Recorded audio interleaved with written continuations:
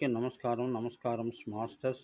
ఆత్మబోధ ఆదిశంకర విరచితమైనటువంటి ఆత్మబోధ అనే గ్రంథంలో 12వ శ్లోకము పంచీకృత భూత సంభవం కర్మ సంచితం శరీరం సుఖ దుఃఖానాం భోగయితవాతన భోగయితేన ముచ్యతే ముచ్యతే.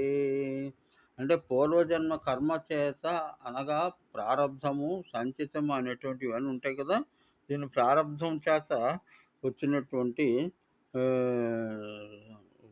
కోర్పబడినటువంటి పంచీకృతమైనటువంటి మహాభూతాలలో రూపొందించున్నది ఈ శరీరము. జీవుల్లో అనుభవం పొందడానికి, జీవులకి అనుభవం రావడానికి కారణం ఈ పంచభూతాలే కారణం. ఈ మహాపంచభూతాలు పంచీకరణం కాకపోతే ఏమీ లేదు. ఈ సుఖదుఃఖ స్థానాన్ని